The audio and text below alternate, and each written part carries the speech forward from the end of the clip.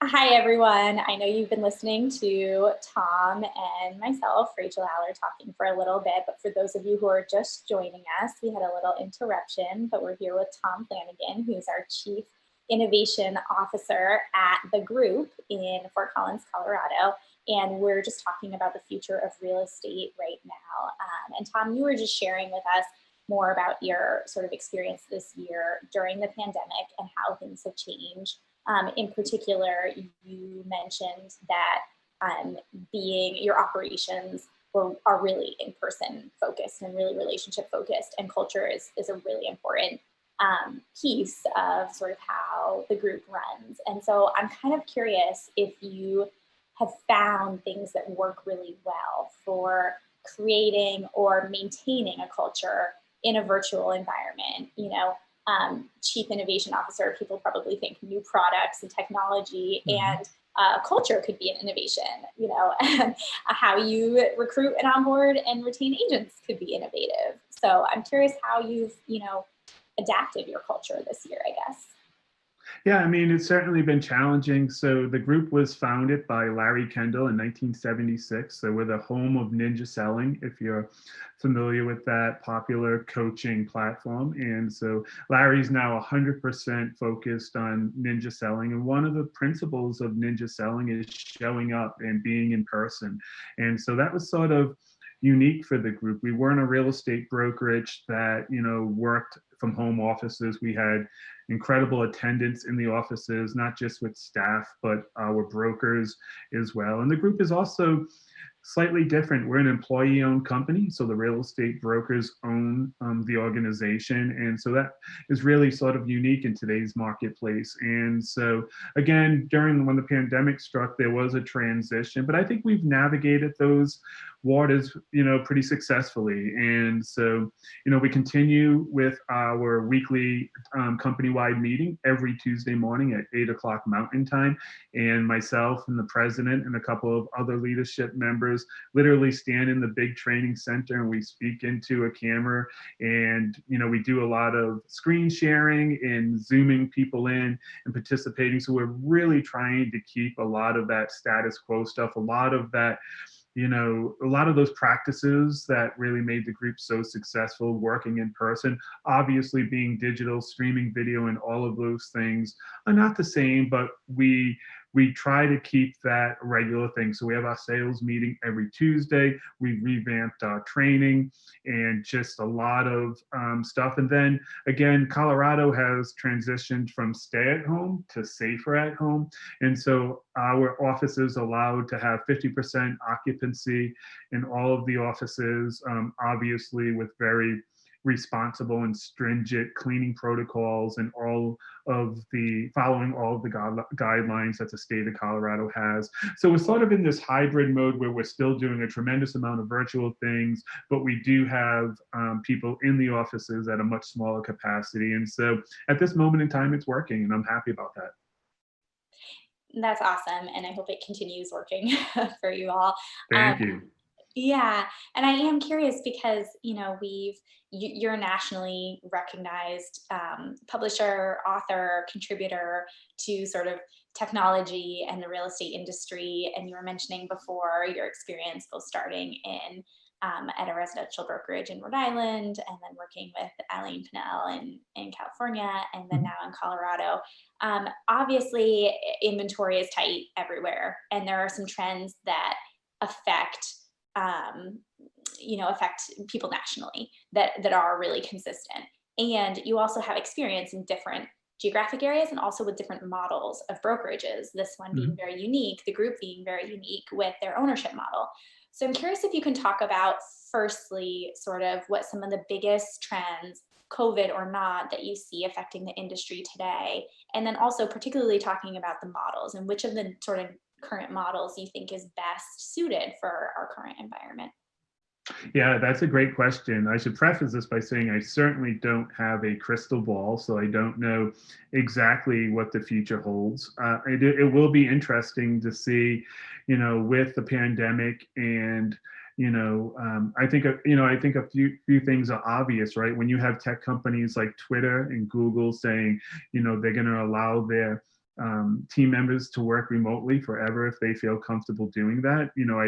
I think you read a lot of headlines where there's sort of an exodus from San Francisco and Silicon Valley, and people sort of heading towards the suburbs and not having to be in places like Manhattan. So I'm keeping a close eye on that, like physical building spaces and physical office spaces. How is a pandemic like this going to impact commercial real estate? And so that is something, myself and our leadership team is really, following closely. And then, a lot of real estate brokerages, when you mention different models, the group is an employee-owned company. The real estate brokers own the organization. That's actually pretty common in Northern Colorado. There's a lot of independent businesses that are employee-owned. New Belgium, the brewery, is one that certainly comes to mind. That's a big one here in Northern Colorado. And it's going to be interesting to see, a lot of brokerages have models like based on desk fees or some sort of business model of that nature.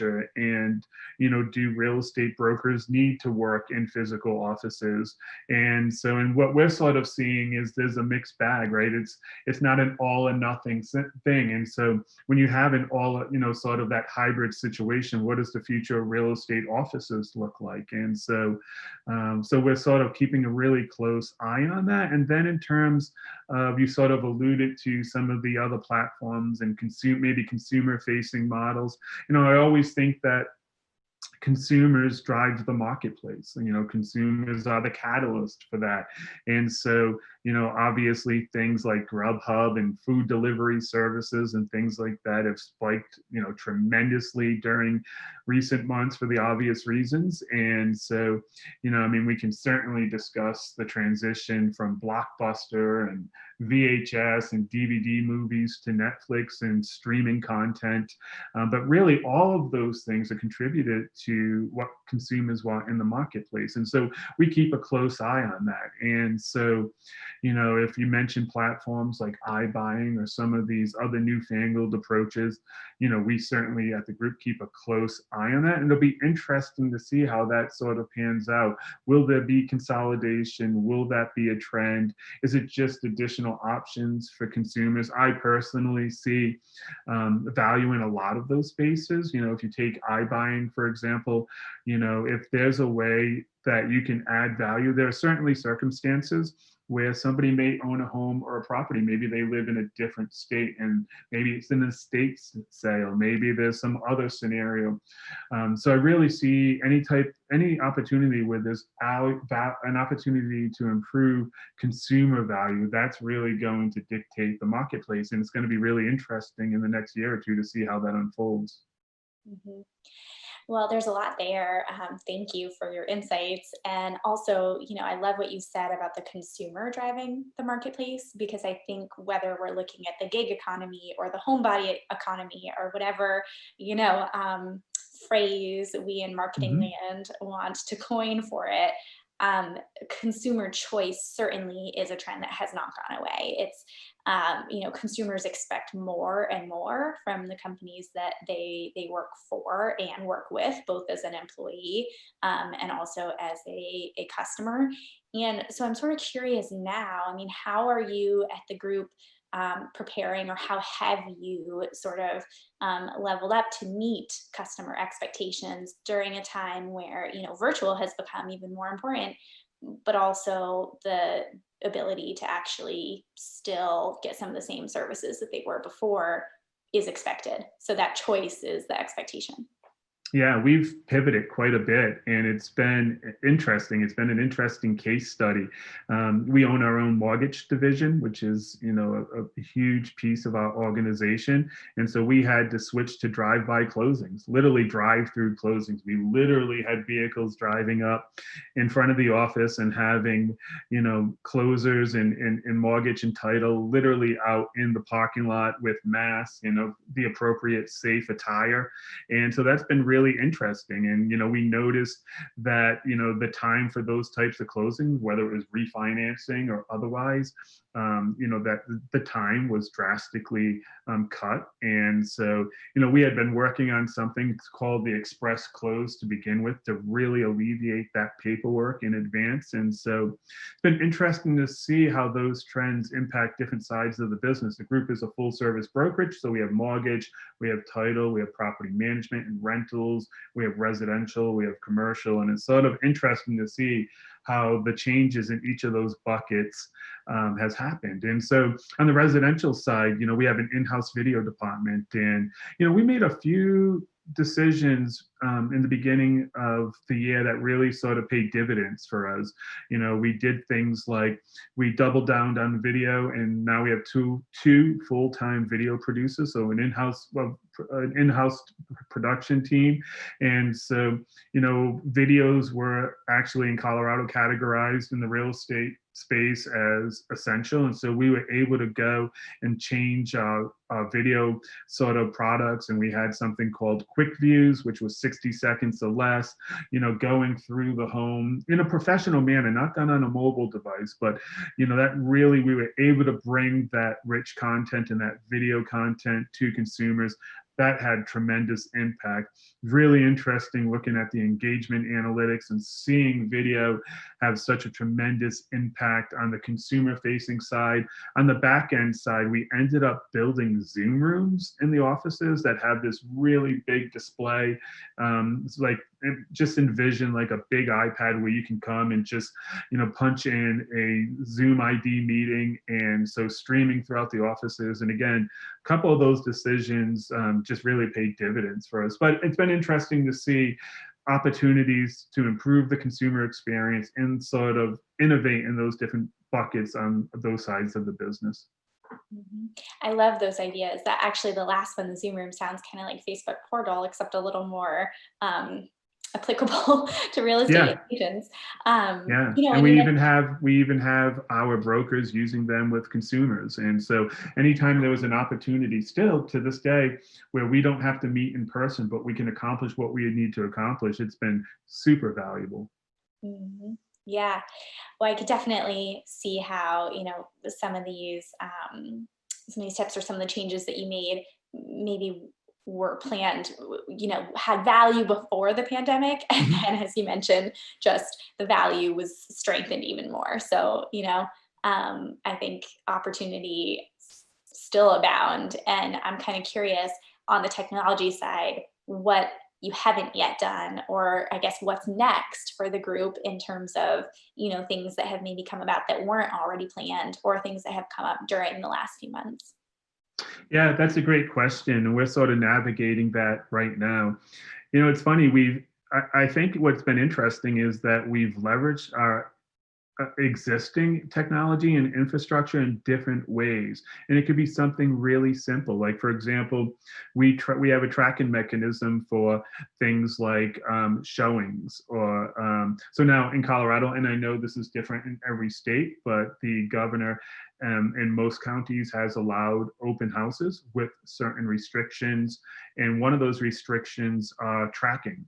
And so we're a G Suite company, like many other companies. And so just using a combination of Google Forms and Google Sheets, and generating QR codes that exist right before you walk into the house that tracks every single consumer that comes in to see an open house.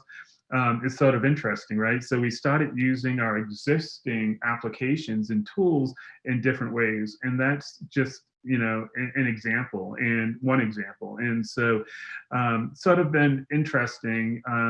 In terms of future innovation in technology, one of the things that's happened during this time is we see a lot of opportunity in the back office to make not only the consumer experience better, but make brokers more efficient. And so building out back end tools that streamline everything. We noticed efficiency was obviously critical during this time.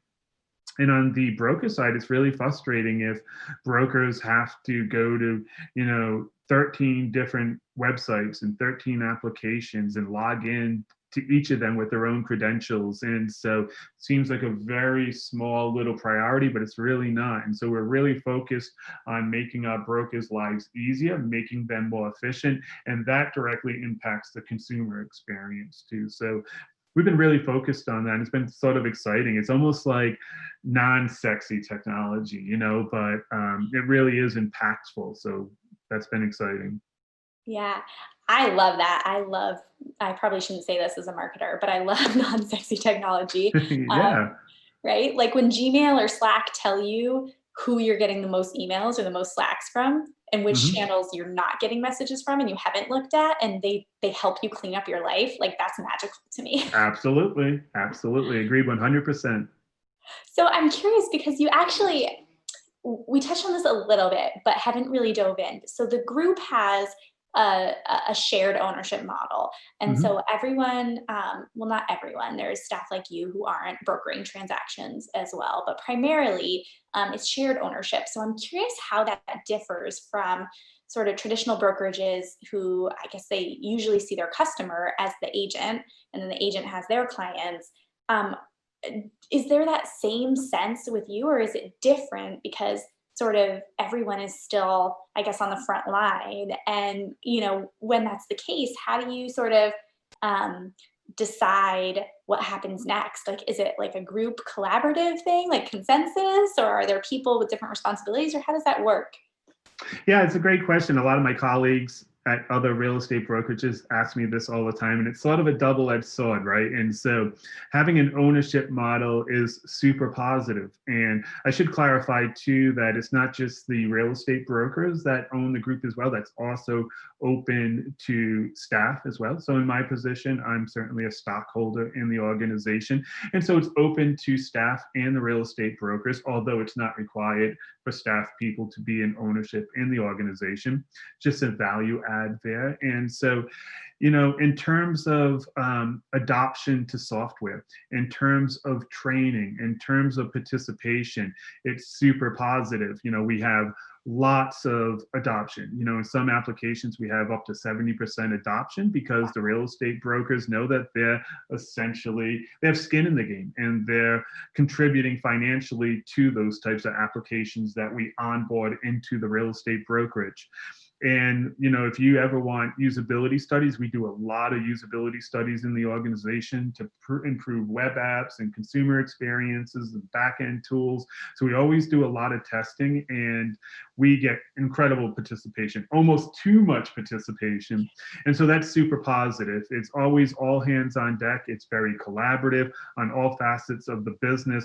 But the double-edged sword too is that I have 250 bosses and there's 250 people that are going to have feedback, positive or negatives. And so in a traditional brokerage, if you're sitting in the marketing or technology department and you come up with an initiative, it's essentially traditionally your team coming up with something fun, something exciting, and then you build it, you craft it, you deploy it, and you sort of see what happens. And so the group is slightly different in that, where I could potentially have 250 people lined up in front of my office wanting to tell me they're happy or unhappy about something. And so that, if you're not used to that culture, if you're not used to that sort of system, it can be a little daunting at first. And everybody has an equal voice and an equal say. So very different than more of your traditional brokerage. Well, and you mentioned mortgage before and all the other parts of the sort of customer journey. Mhm. And I'm curious sort of how with that model, which by the way, it sounds awesome to me and fascinating, but Vermont is very cooperative Mhm. centric anyway, like Colorado. With that model, I'm curious how much sort of cross pollination of services and advising is important to you. Like, how critical do you see the ability to have those different services and that ability to advise the customer on their entire process of basically homeownership, finance, compliance, like everything all the way through? Yeah, it's a great sort of conversation to have. So again, first and foremost, I have to say that the group certainly abides by any sort of rules, regulation, particularly in mortgage and title. And so that being said, it's really a great opportunity to take the transaction from beginning to end, all the way from the home search process all the way to the closing table, and to be able to deliver the consumer experience that we want is really invaluable. And so the reason why these different ancillary services were created at the group is because the original groupies, if you will, and back in the day, the founding members of the organization were really disappointed in some of those services, and so they always thought they could do it better. And so the premise there for creating these ancillary services was not financially driven, was always to deliver a better consumer experience. And so when we have that opportunity to take consumers from beginning to end on that throughout that transition is really an ideal situation for us. Oh, I love that. And I love,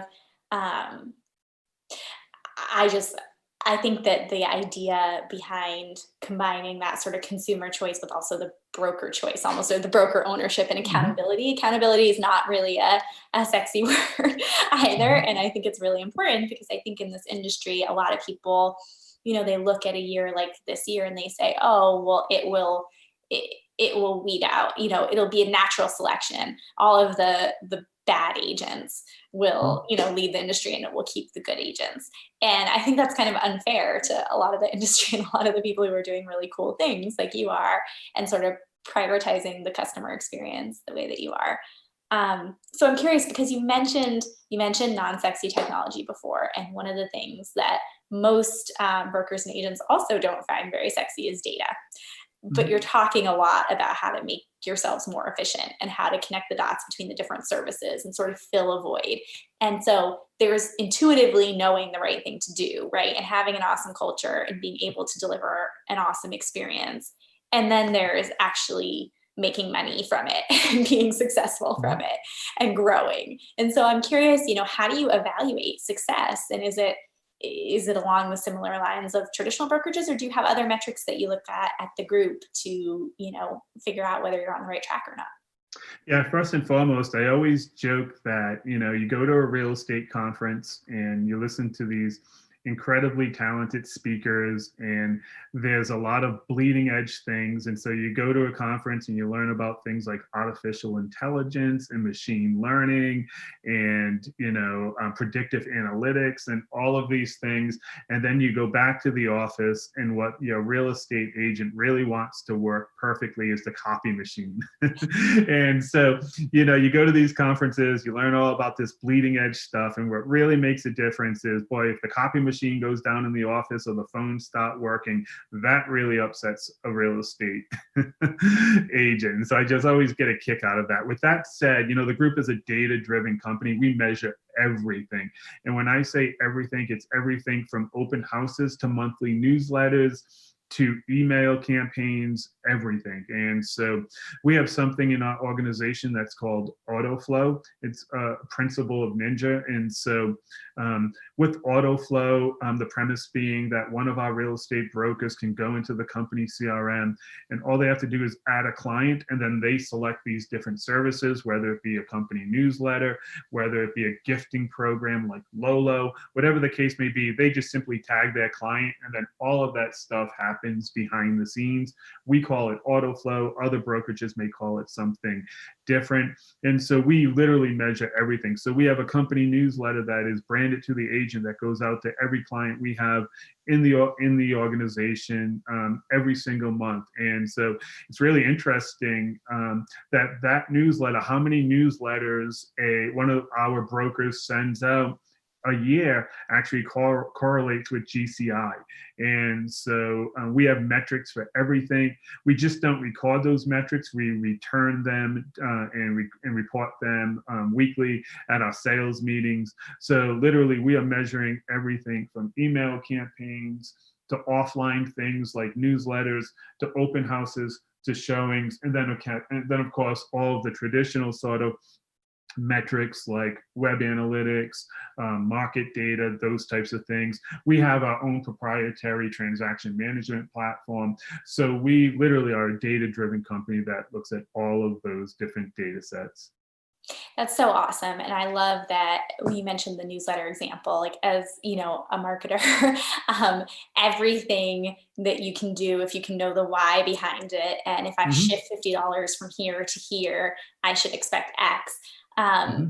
It just clarifies the reasoning behind things so much. And so it sounds like you already don't have the problem of adoption and buy-in, right? Because you have this shared ownership Correct. model. Yep. So there's already skin in the game. And then you're also layering data on top of it to Mm-hmm. make the why even more clear. So that's awesome. I think there's a lot other people can learn from this. You should write a book. Maybe you have. I know you've I written many have. blogs. You have? Put in a plug for it. What is it called? Thank you for that. My most recent book actually isn't real estate related. It's a memoir. It's called The Potato Puff Surprise. You can get it at any other, any book platform, Amazon, Apple, all of them. So thank you for the plug. It's not necessary, but if anybody's interested, it's sort of a coming of age memoir entitled The Potato Puff Surprise.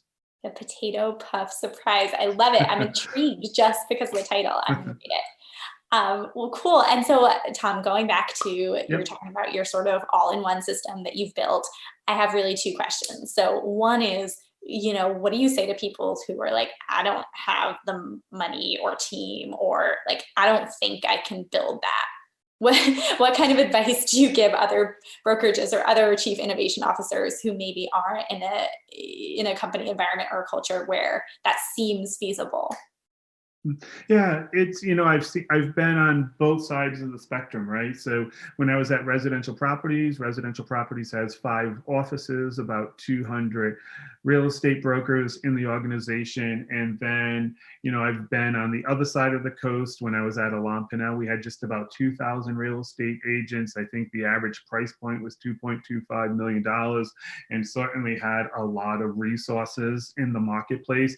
And so I think you can accomplish your goals on both sides, right? If you don't have the financial bandwidth, if you will, or you don't think you do, I always think, there's great opportunity there. You can really maximize, low cost tools. You can utilize open source software, platforms like WordPress and other free tools that are available. I mean, we live in an amazing world where the internet has a wealth of opportunity there. And so, if you're on a small team, I think you can really maximize your efforts, and in fact, if you're lean and mean, there's a lot that's advantageous because you don't have that sort of, corporate red tape. You don't have that, corporate bloat, if you will. And so I don't know if I'm answering your question exactly, but I do think there's a lot of opportunity to invest in, inexpensive tools, open source technologies and other things to really accomplish your goals. Mm-hmm. Yeah, you definitely answered my question. And I like that, you don't have to do everything to be able to do some things well, and it can be the low cost option, or the thing you don't necessarily think about, like having a phone that works, which you mentioned. And I've actually heard that a lot lately. I'm like, what's your number one technology thing during COVID? And people say, having a phone. Like, I just have called everyone. Absolutely. Yeah, absolutely. So I'm curious too, because you talked about Ninja a little bit before, and for those people who might not be as familiar with Ninja who are watching this, and also just in general, because that's really based on the idea of sort of sphere marketing and really working your sphere of influence.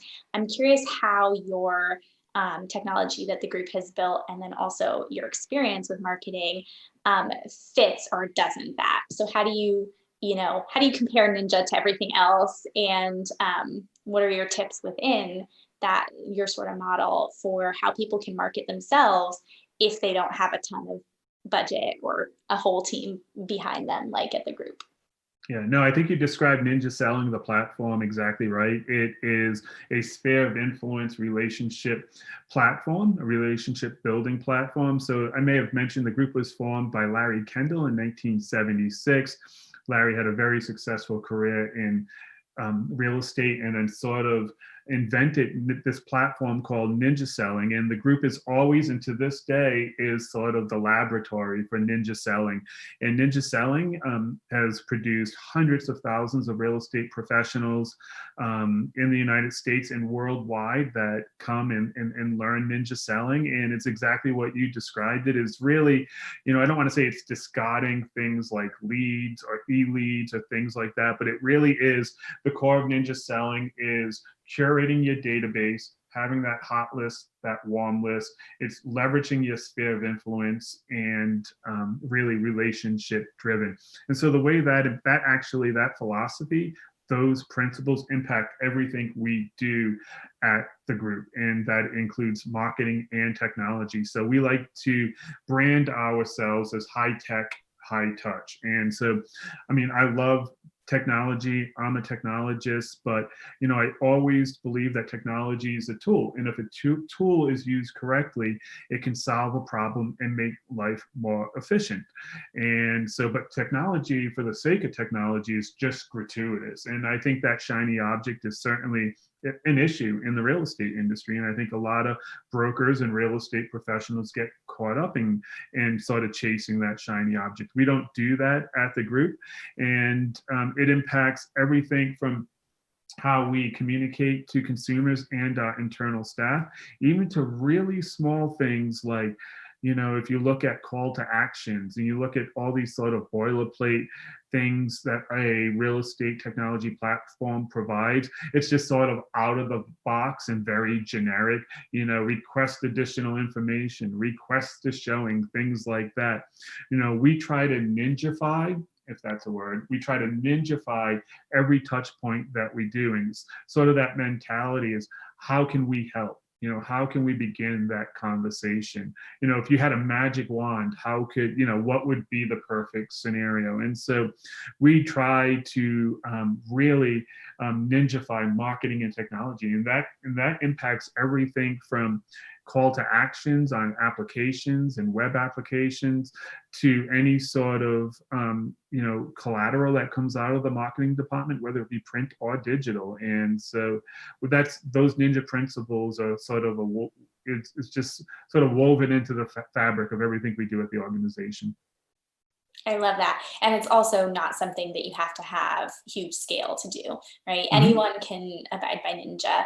And I think understanding that obviously we're in a pandemic now, so how you actually nurture your sphere is a little different. You may have to use some of the tools like, the big Zoom rooms, or, other forms of marketing that you may not have previously because you don't have that ability to be in person with someone.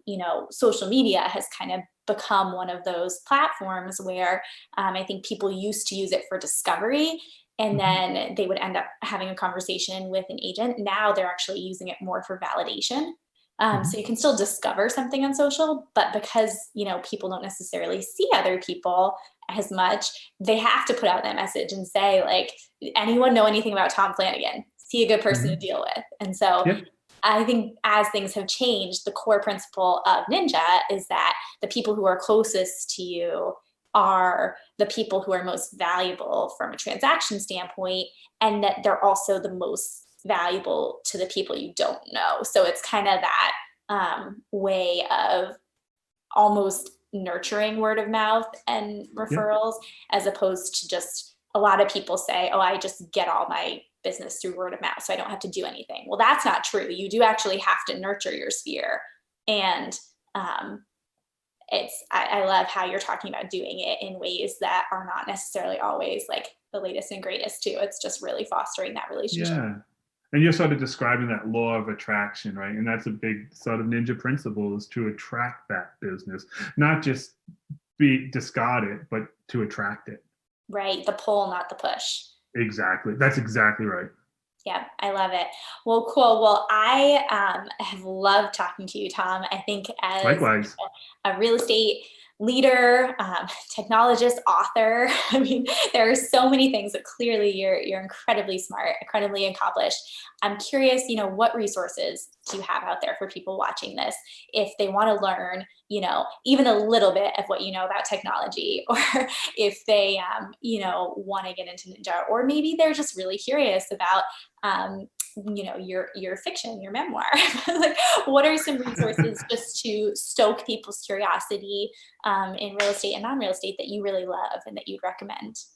No, thank you. I've enjoyed this conversation as well. Anybody, I love chatting with fellow real estate professionals, both on the sales side, so the marketing and technology side of things. If you are on social media and want to reach out to me, I think I'm at TFlan across the board, whether it be Twitter, Facebook, whatever, Instagram, whatever the case may be. So that is just TFLAN.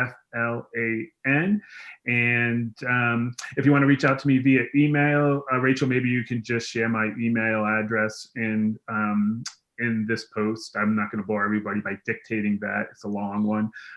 So reach out to me via social, email, whatever the case may be. I'm happy to chat. Cool. Well, thank you so much, Tom, for joining us. For everyone, again, this is Tom Flanagan. He's the Chief Innovation Officer at The Group, which sounds like a really, really cool company. Are you hiring? Always open to improving our team with quality talent. All right, so there you go. You heard it here first. And this is the Future of Real Estate series. I'm Rachel Allard with Union Street Media. Have a great day, everyone. Thanks, Rachel.